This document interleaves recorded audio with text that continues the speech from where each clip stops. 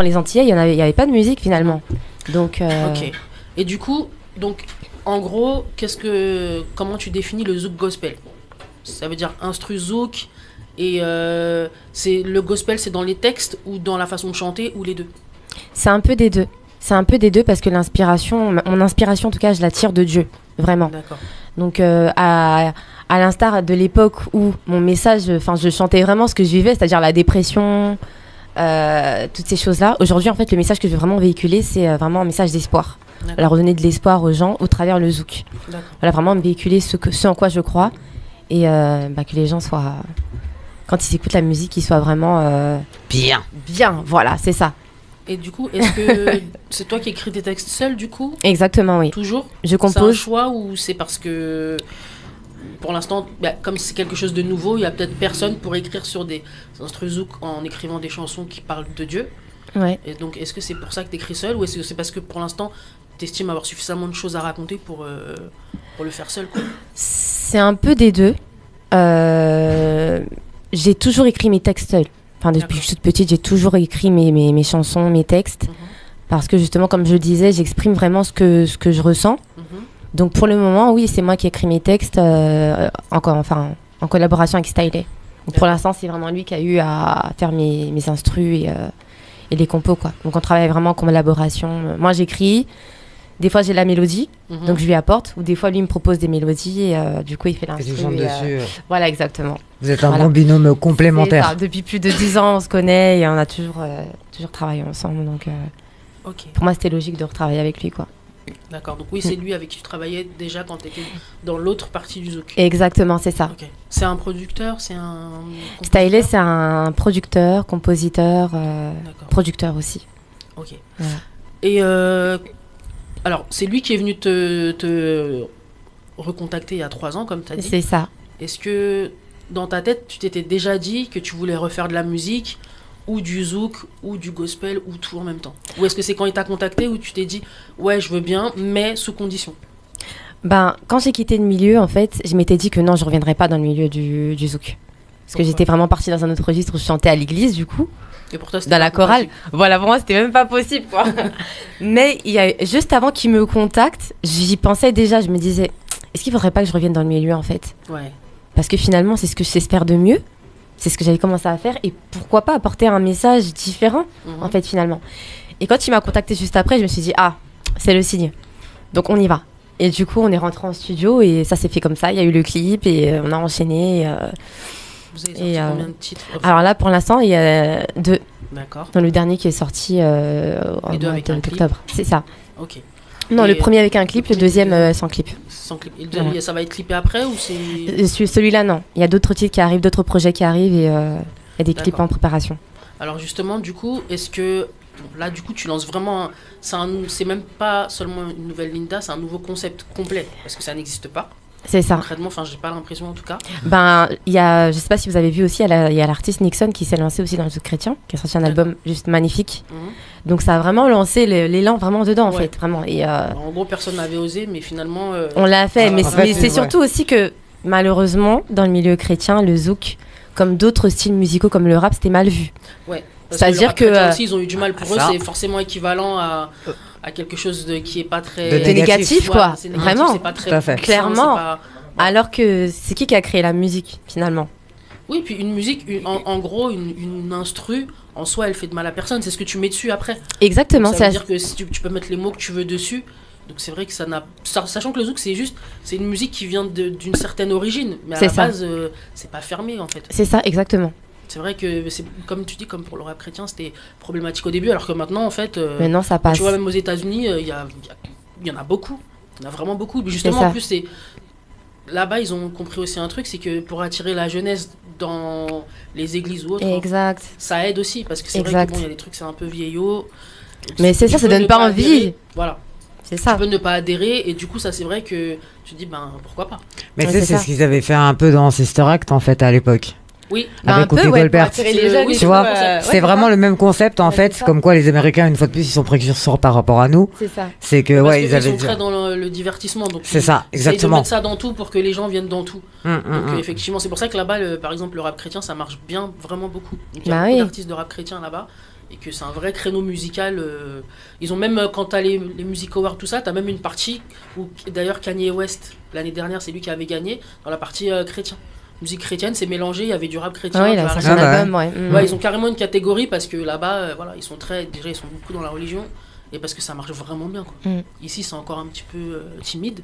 Mais ça commence. Ouais, ça commence vraiment bien. Bah là, après, c'est une nouvelle tendance. Donc après, tu vois, peut-être que ça va ouvrir beaucoup de portes. Bah oui, c'est ça. Parce qu'il y en a pas mal aussi qui ont arrêté pour diverses raisons et qui après aimeraient aussi revenir, mais du coup, ils osent pas. Ils veulent revenir, mais ils savent pas comment. Ouais. Parce que si tu veux pas faire typiquement du gospel, tu te dis donc je fais comment, je fais quoi. Bah oui, c'est ça. C'est vrai. Et là, en fait, il y a des solutions. Mais c'est ça. Exactement. Donc, ok, cool. Et là, c'est tout ce que tu sors. Est-ce qu'il y a un EP ou un album qui est prévu ou pour l'instant tu sors juste les sons comme ça? Alors, il y a un album en préparation. Ouais. Un album en préparation, voilà. Plus, et quand tu disais que tu avais sorti Miemaou, c'est ça? C'est ça. Je sais pas si je le prononce bien, désolé. Tu l'as écrit pour ton mari? C'est ça, pour mon mari, mais aussi j'avais vraiment à cœur d'apporter un message d'espoir parce que par rapport à mon histoire à moi, d'accord. Avant d'être chrétienne, je ne voulais pas me marier en fait. Ah, t'étais anti-mariage, moi le mariage. Y a pas moyen. Non, je voulais pas me marier, c'est-à-dire que. Elle fait comme nous. Tu voulais vivre dans les PC.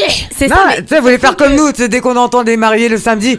Encore une qui va se pendre. Si je vais à l'église, je vais brûler, moi. Mais c'est ça. Non, mais en fait, pourquoi? Parce qu'en fait, déjà, j'avais vu mes parents divorcer.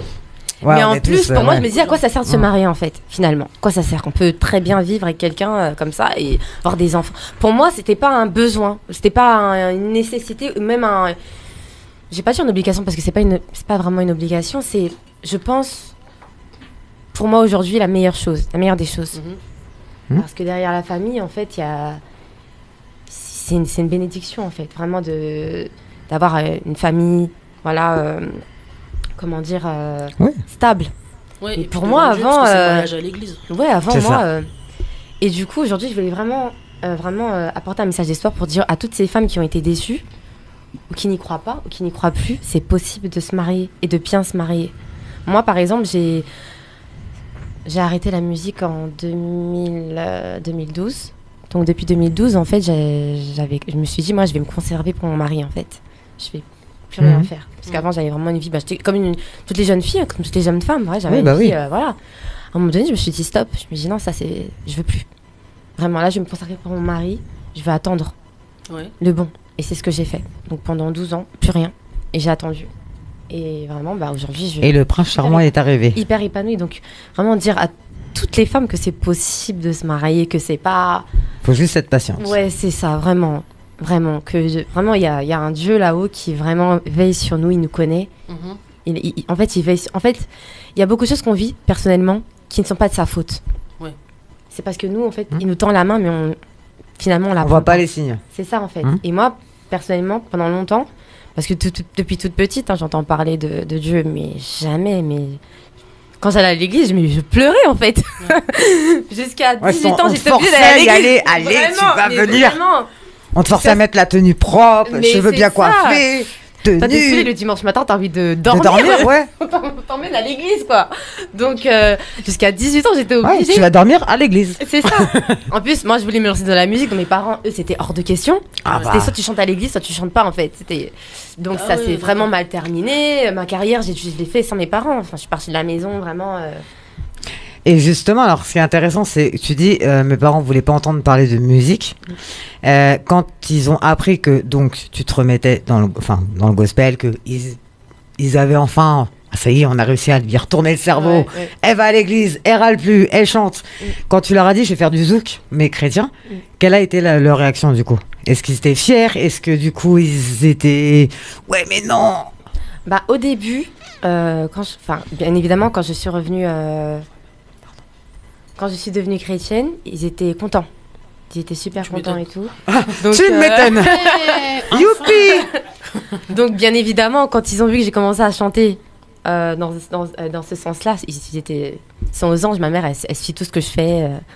Voilà, c'était ta fan numéro 1. C'est ma plus grande fan, voilà. Donc voilà. Et puis mes frères et sœurs, c'est pareil. Moi, j'ai mon grand frère qui est dans la musique aussi.